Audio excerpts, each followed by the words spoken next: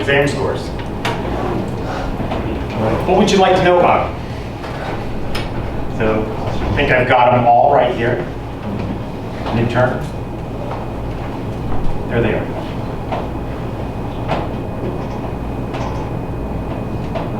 That's how you like to look at data. I could have put them in a table for you and highlighted some things, done quality control sort of thing. What's that? So you can see the maps, see some bins. It's kind of an interesting distribution. What would you like to know about these scores? Anything? There's some form of a statistician in here. You should plug it into an expectation maximization algorithm to find the modes. Oh, so I have to assume a mixture model? Yeah. See, we haven't gotten to that lecture yet, so I need to restudy that on how to do that. That is coming. We'll do mixture models soon. Mixture models are pretty fun. History. I like this.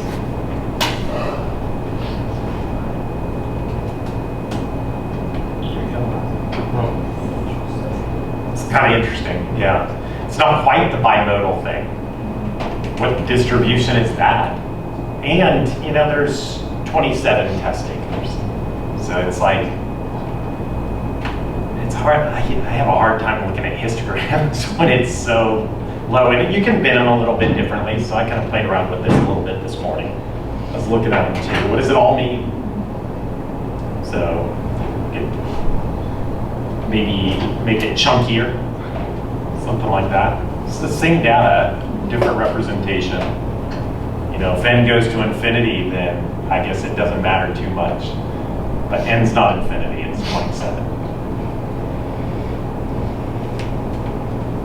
So what do you think? Should I do what my old physics instructor did to us and said the mean is a b and you need 2 standard deviations above the mean to get an A?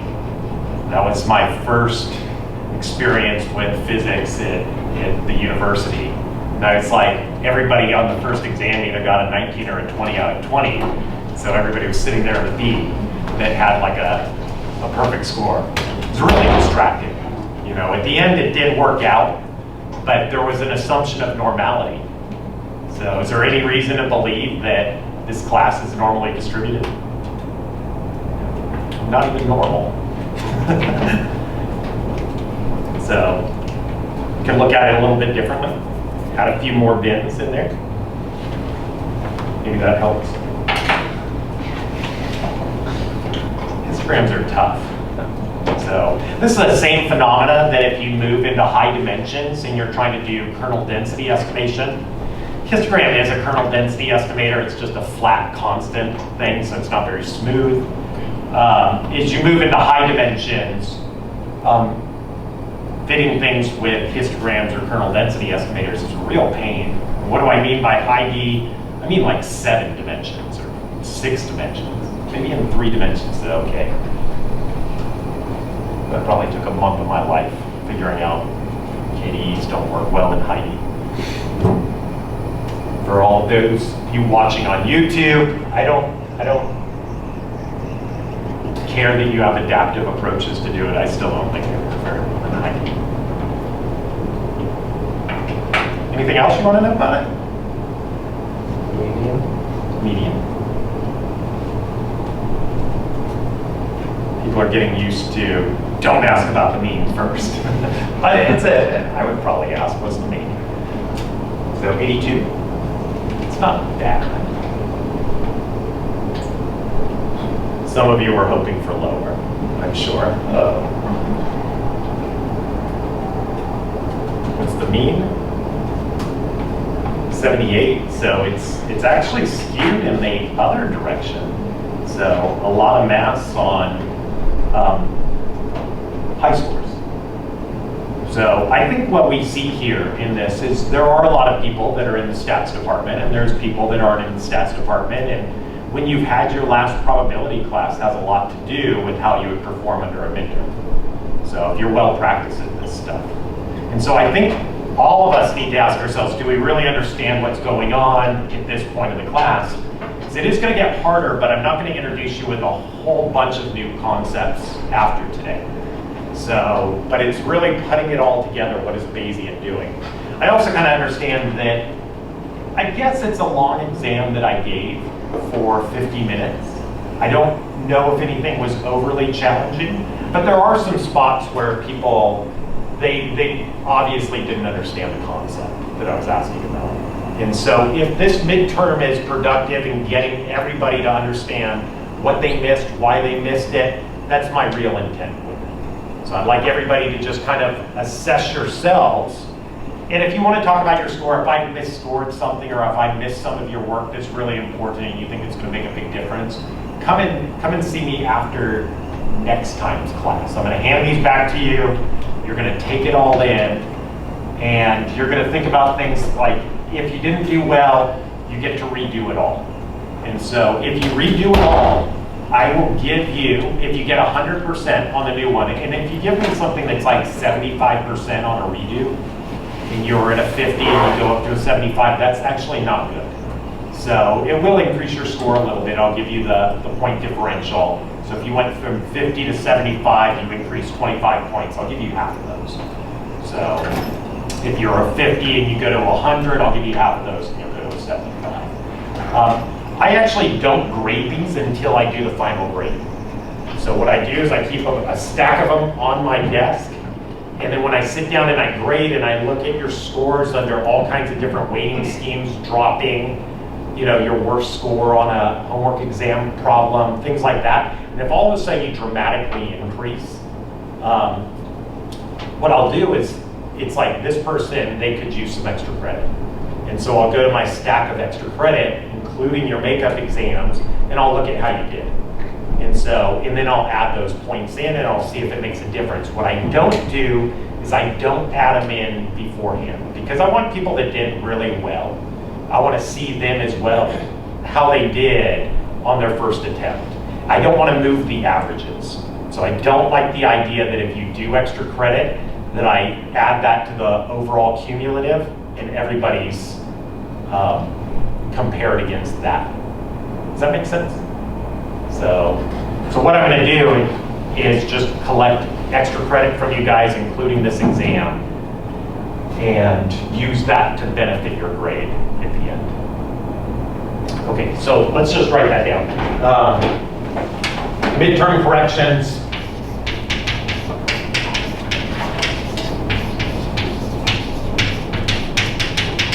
If you want to turn these in, this is extra credit.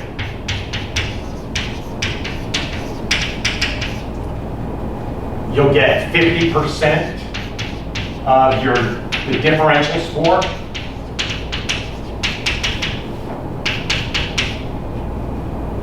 Between your exam score after I grade your retake and what you get on this exam. So 50% of the differential added to all.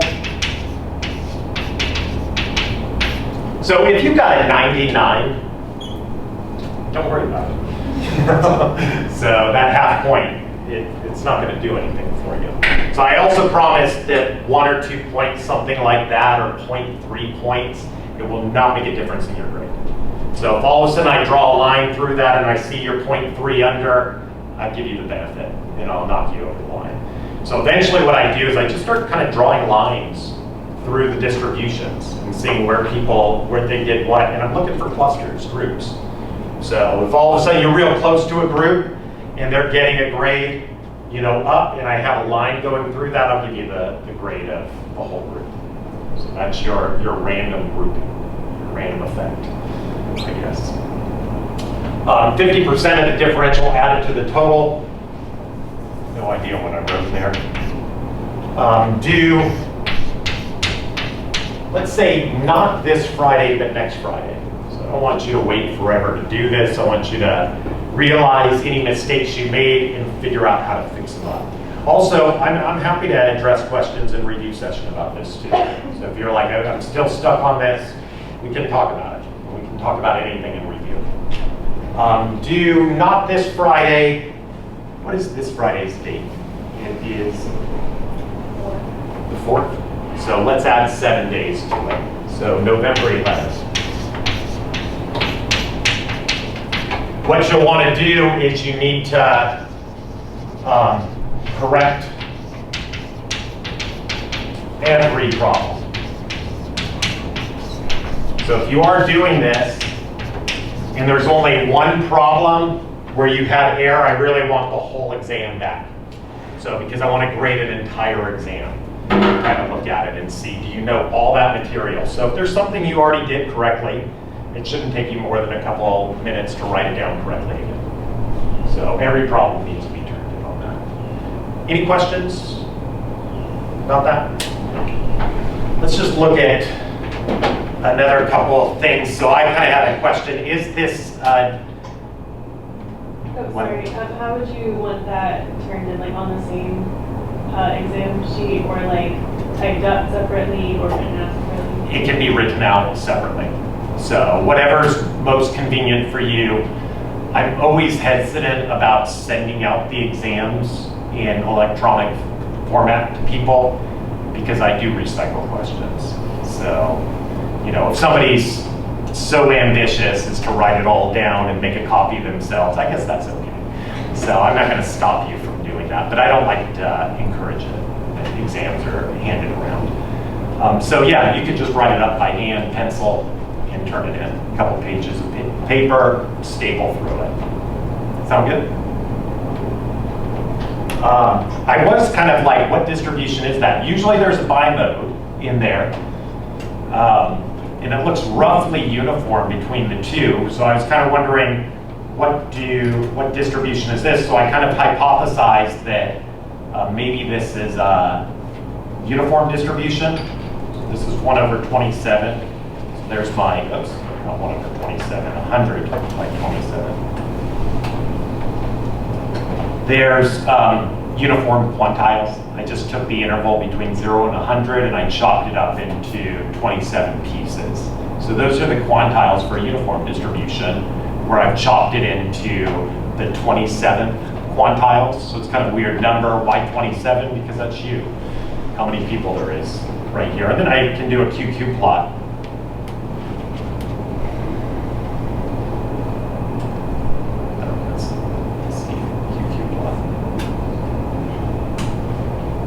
There's the QQ plot against a uniform distribution. You can do a QQ between any two distributions or any two samples. It'll compare them. If you just ask for a QQ, it'll assume you're comparing against a normal distribution. Definitely don't think that that was normally distributed, and I've never seen a normal distribution in all my years of teaching. So this is my 16th year. So not quite uniform, pretty uniform through here.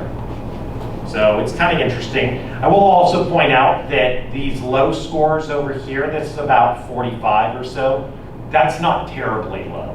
It's not the worst I've ever seen. I've seen it go into the 20s.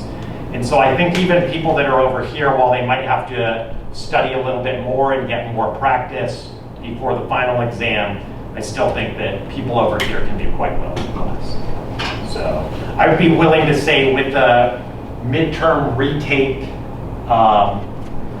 and whatever extra credit problem I'm going to assign to you, I think I have one in mind. I just need to type it up and give you a lecture on it, probably, and just make it optional. I think that people over here could easily obtain an A-. I see that as easily obtainable. If you crush the final and you do really well, I'll give you an A. So also, so assuming you've done your homework. So if all of a sudden there's just huge gaps in your homework, and then you have this stroke of genius, I'm still going to think the reason you didn't do well on your midterm is because you didn't do all your homework really well. So if you keep doing all your homework, you turn everything in, you crush the final, and you've done real poorly over here, I'll forget about it. Does that kind of make sense? So I have a lot of different schemes to try to give you a better grade. And the reason why is because it doesn't mean anything. Anyway, the whole point of this is just to learn the material. Understand how Bayesian operates, try to recognize things quickly. If you're not familiar with your distributions, recognizing things quickly can be hard. So hopefully, this is a good learning experience. So I do always think 50 failing and learning look exactly the same. So it's a question of what do you do next. So learning always looks like failing. So, and I don't want to get too philosophical. Is that really failing? You know, sure. Yeah, you know, everything's a learning experience. So keep that in mind. Okay, I'll give you back your exams at the end of class. The only thing I ask is don't come running up to me as a huge group right at the end. Wait until Friday. So if you see something and you're talking to your friends and they got, you know, -2 and you got a -2.5 on a problem and you don't think it was consistent, if it makes you feel better, come and ask me about that and I'll probably give you the half point back if you can make that case. So I try to be consistent, but you guys know how it is. It's a half point can get away. I will also tell you, it will not make any difference other than how it makes you feel. So it won't make any difference to your grade because I don't draw a line through half points. So I've seen that before. People are like, I'm 0.01% away from an A. You know? I don't like that either.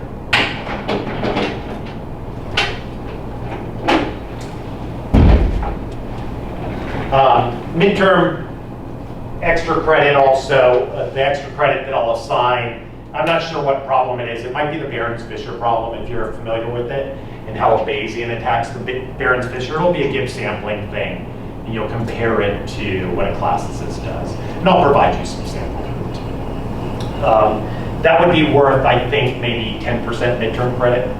So think about it, if you got a 50, you could get a 75 with that makeup. And there's no reason it shouldn't be perfect. And then you get 10% more with an extra credit, you're in the 85 range. And an A is accessible. So. Okay. Grades still matter to you guys? Of course.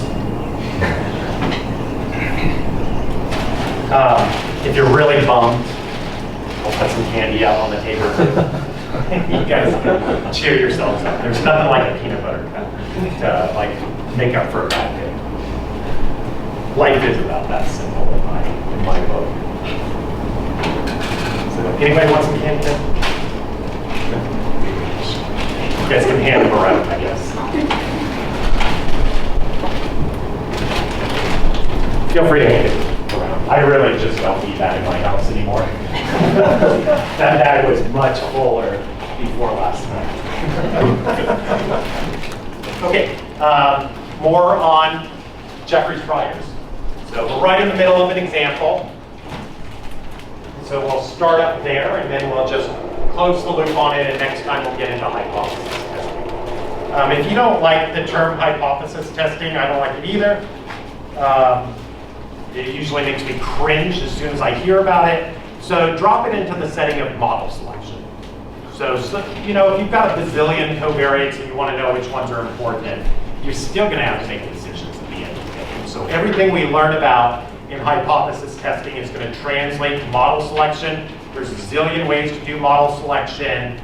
I'll show you how it corresponds, and there'll be a project on that in a couple of years. So towards Thanksgiving, I'll give you a project on that. Okay. So Jeffrey's priors.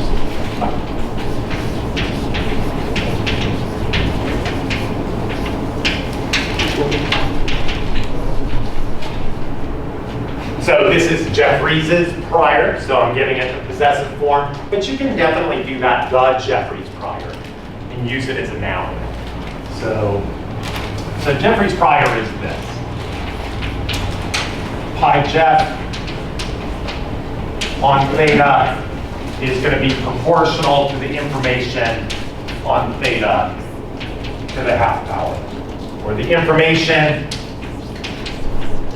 could be written like this.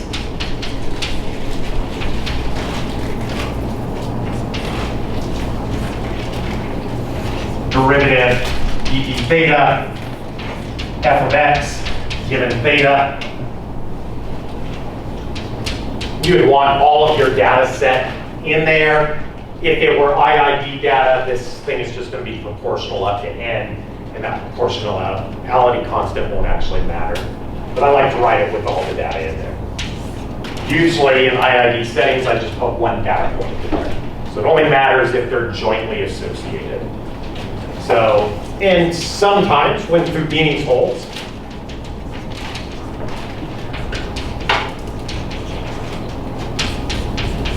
we can write this down. And I usually prefer this equation if I can get away with it, because in exponential families, I can see the scowls.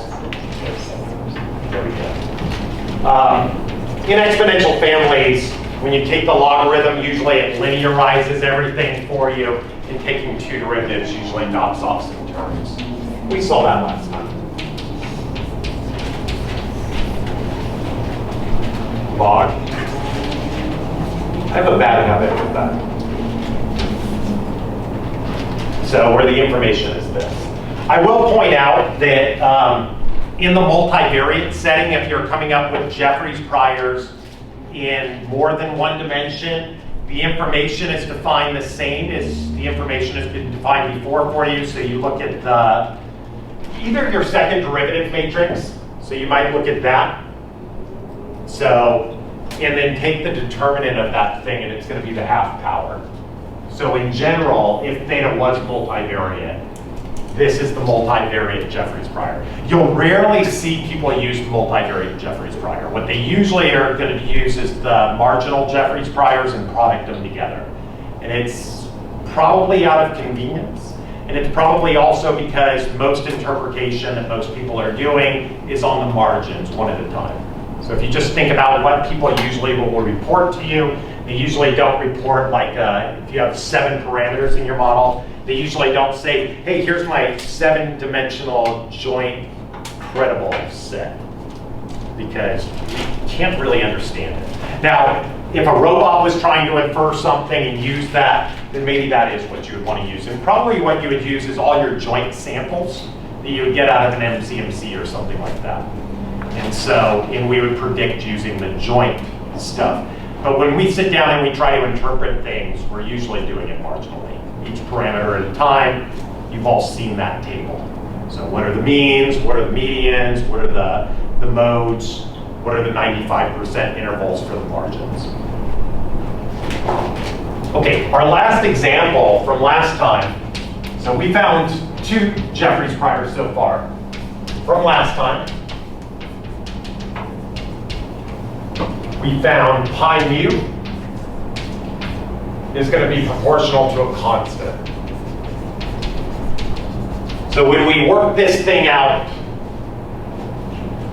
so this is just I on mu to the half power. When we work this thing out, this information turned out to just be a function of sigma. And sigma was assumed to be a constant in there, so it was proportional to a constant. And so Jeffreys prior was a constant. And then we worked on this one. And this is where we left off last time. It was that thing, 1 over phi. So when we did everything on the precision scale, we worked that out, and it came out to be just that thing. There was a half out in front of it, and so that was fine, because that's just a proportionality constant. You can't normalize this thing anyway. And so that's what we came up with. Okay, so I have a question. I think this is, or did we do this one? No, we did this. V. Getting ahead of myself. So we did V, and we came up with that. And I guess we feel pretty good about that maybe. So here's my quick question. What is this one?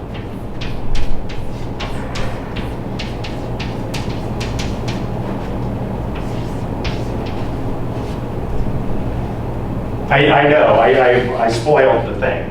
So, but what is it? Okay, so it's 1 over phi. But I think we can still have the question mark there. Why is that true? Convince me that that's true.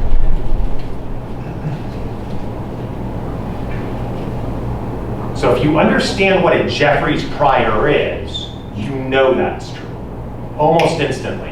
all I have to do is transform this thing to get that. And I can transform that to get that. And they correspond to each other. These are one-to-one on each other.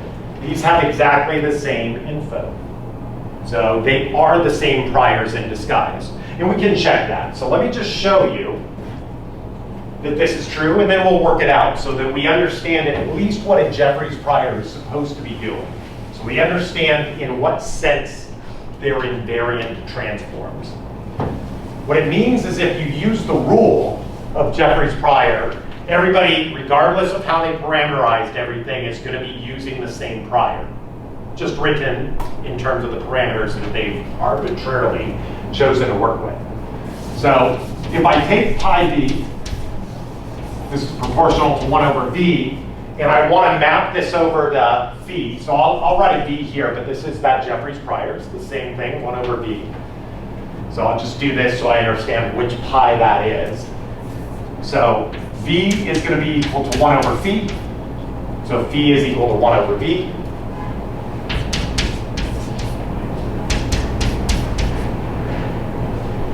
So same thing.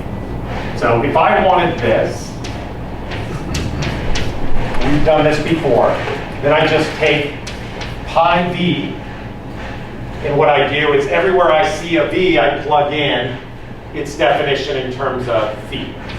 So that's g inverse phi, right there. So this is going to be 1 over phi, and this is going to be the derivative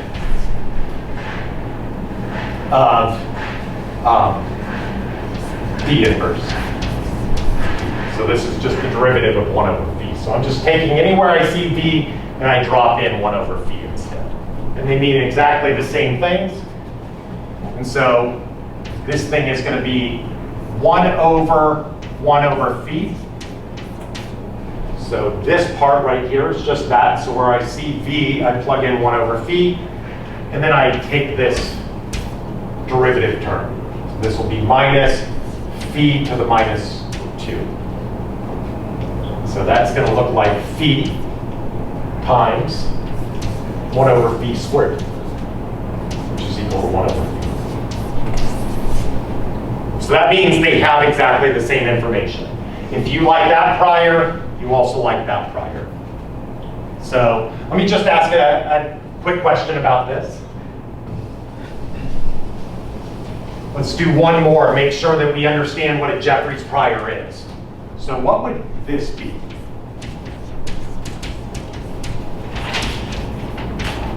Say I don't like mu, I like this thing that I'm calling 1 over mu. So I want, instead of talking about mu, I want to talk about 1 over mu. For the same arbitrary reasons that we map between precision and variances. Now I would agree, means to us, we can think about, they're on a scale we like to think about, and so usually we don't transform that to arbitrary things. Variance, if you think that that's a natural parameterization, it's just because you've been indoctrinated. So that it's no more natural than a precision. It's exactly the same thing, just on a different scale. So what's the Jeffreys prior for this thing?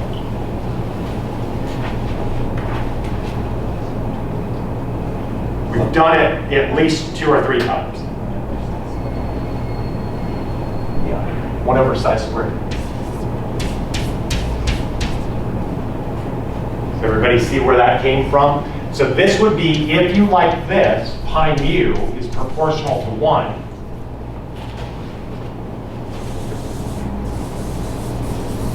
Let's just plug in psi right here. Get rid of that. What I'm going to take is I'm going to take pi mu, and I'm going to plug in 1 over psi. And I'm going to take the derivative of psi inverse, d psi, absolute value. This right here is still 1, or any constant. It doesn't have to be 1, just any constant will do. So this is still a 1, and this thing is 1 over psi squared.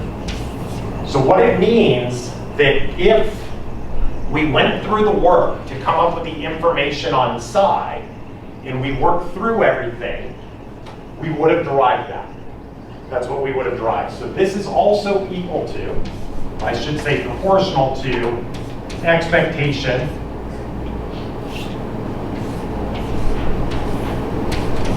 you might want to apply the other formula to this. So this will be the model for x where it's conditioned on psi, which is 1 over mu. So anywhere I see the sampling distribution, I see mu, I plug in my new definition in terms of psi, which is just the inverse. So squared. So if I went through the work, I reparameterized that distribution, what would this look like? This right here would be e to the minus 1/2 x minus, I'll write down mu for a second. So sigma squared, if you will, down there. I don't need the normalizing constant because it doesn't have mu's in there. But instead of mu, I'm going to replace it with 1 over psi. So I'm going to plug that thing in, take my derivative, square it out, take the expectation. If that formula is not working for us, then we do the second derivative form. I need a log.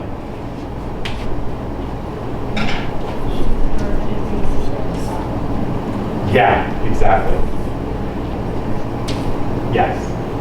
So with respect to psi. So if we did this calculation, right here, that would have been this. You can verify it.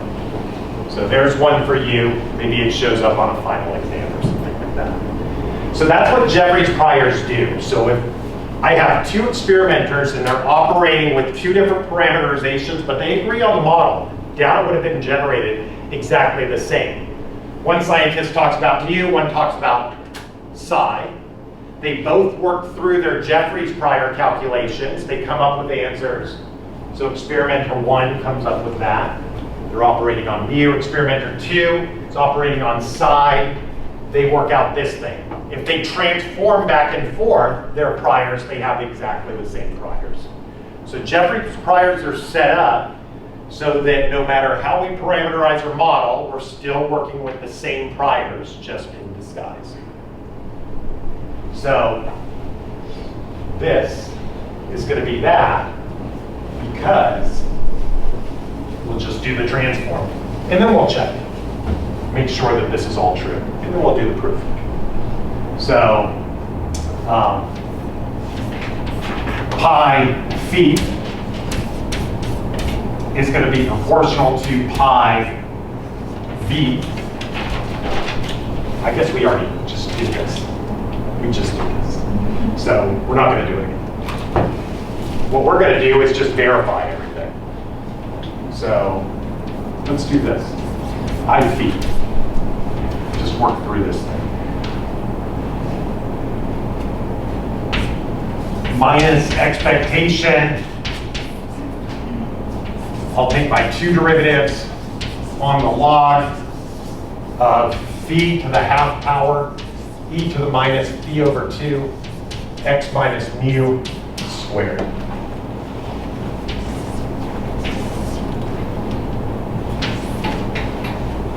And so I have the normal parameterized in terms of phi. I've tossed the root 2 pi because as soon as we hit this with the first derivative, it's gone. I did need that in there. So this thing is going to look like minus expectation. Oops, 2 derivatives, right? 2 derivatives, because I'm doing that one, I'm not squaring the inside. So this looks like this. I'll write it out slowly. 1/2 log phi minus phi over 2x minus mu squared. So let's take our first derivative. d phi will be 1/2, 1 over phi. And this is really nice, what happens here. So this is going to be x minus mu squared over 2. Remember when we did this with sigma squared, this term didn't vanish in the second derivative when I took the second derivative. But here everything works out really good. Before we needed to know the expectation of that thing. So this is going to be minus expectation in my next derivative. So this will still have the 1/2 out in front. And this will be minus 1 over phi squared. Minus 0. There's no phis over there. And very nicely, there's no x's in this thing anymore either. So that's the beauty of that second derivative form. So if I use the first derivative form, I would now need to square that thing out and take an expectation. It would be a disaster. So I'd take up the next period of class as well, probably to work through. So what is that? Luckily, the negative signs cancel each other. If they didn't, we'd have a mistake. So we can just change those.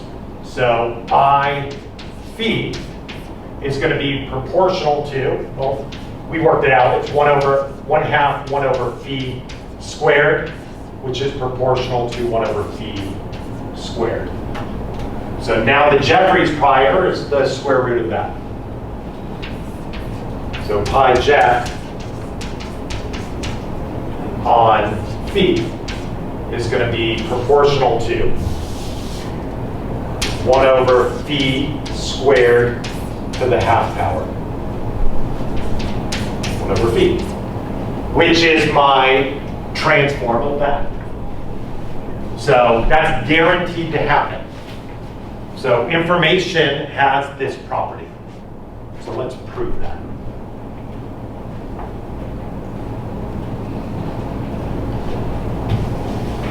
So a common question that I'll ask on a midterm will be work out the Jeffreys prior for this really simple thing.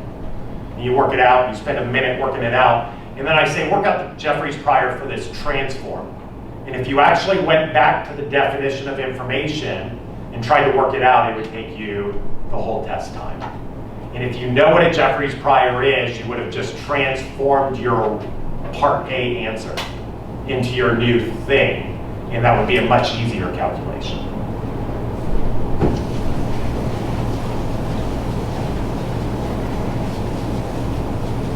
Okay. So, proof. Well, let's just write this down. So, here's a fact. Let's write down I phi is going to be equal to I theta.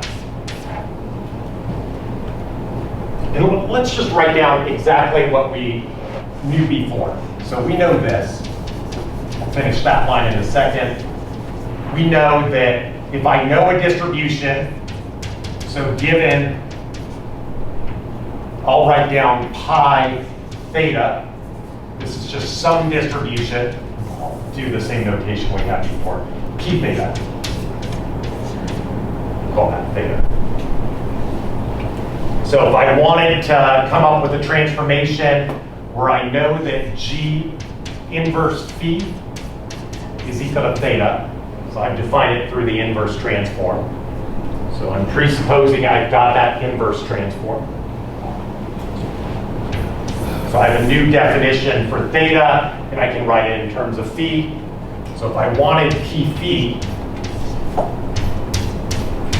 this is going to be P theta. But I'm going to take theta and replace it with this thing. Derivative G inverse phi d theta. D phi. That's what we do. This is just P theta times the derivative with respect to theta, the derivative of theta with respect to phi, and this is P phi. So we already know that's true. This is just the chain rule in disguise. So this has a very similar relationship, but it's a little bit different. This one looks like this. D theta, D phi squared. And so what this means is that I to the 1/2 theta is equal to I, oops, this is phi, 1/2 d theta d phi.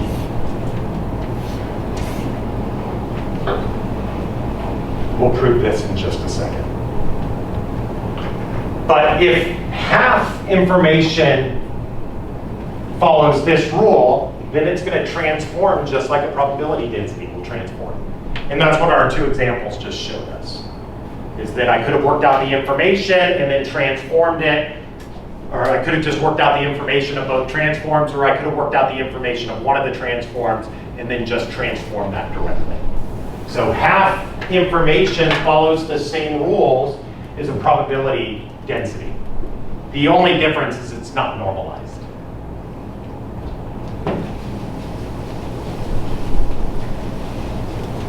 So let's prove this. So if we can prove that, we can prove that. So let's just look at this. I phi is going to be equal to, and I'm going to write it in this form. You can write it in the other one, but we need a little bit more information about these Jacobians. I like to call them Jacobians because they do work in high-dimensional spaces too. d phi log of f of x given phi squared. That's definition. So I'm going to rewrite this in terms of theta. Okay, I'm going to mess up at first. So let's make a critical error real quick. So don't write this down yet. Now I'm going to plug in log f of x. And instead of phi, I'm going to write that out in terms of theta. So I'm going to write down, I've got this thing. I'm going to go back the other direction.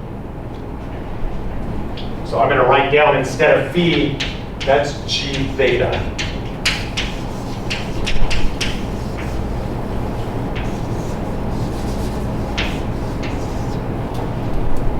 Squared. I've made a critical error, right? So it's like if you saw this, you go, it doesn't make any sense to me. You need to tell me more. But we've messed up this. So I want to change that to d theta. But I can't just do it, right? Give myself a little bit more room. So if I want to do that, then I need this thing. And here's the wrong way to think about it. That cancels that, and this thing just slides right over. So that thing that your calculus teacher said, don't think about it that way, but I think about it that way all the time. It's what's happening in the limit, you know? At any step up until the limit is taken, that is what's happening, but then you take the limit, you know? And so it's more about rates. But you can see what the terms are. This is just chain rule. So that is the chain rule. That's how you would derive the chain rule. So what is that? This thing right here is getting squared, and it's not a function of x. So that just pulls right out. It's one of my favorite proofs because it's so easy. So this is going to look like d theta log f of x given g theta, but I could just write this out in terms of theta. It's some model in terms of theta. So that's just a function of theta. So it's this f model, but I parameterized it in terms of theta, just like in all our examples. So this will be squared. And then I can pull this thing out. It's very easy to justify. You can pull that thing out. There's no x's in it. I'm taking an expectation over x. That's a linear operator, so I can just factorize it right out. this thing right here is I theta. And this term right here speaks for itself. So it's that thing. So this relationship is true. We just established that in one line, really. And then taking the half power leads to this right here. So if you want the high dimensional analog of this, you just need determinants over these. So you just use the determinant of the information. I think we'll come back later when we're talking about reference priors and talk about the multi-dimensional variant of this if we have time. But for now, this is what most people do. And so when most people have no idea which prior to use, they'll usually default on these. I have used joint Jeffreys priors like in regression models. So logistic regression, I've done it before, where it's like I wanted all the joint parameters. There are a bunch of x's in there, and I knew I was going to transform all my variables at the end of the day. So I didn't want just the betas in the regression. I wanted functions of the betas. And so in order to do that, I would need to establish a transform invariant prior where I thought that it was pretty good.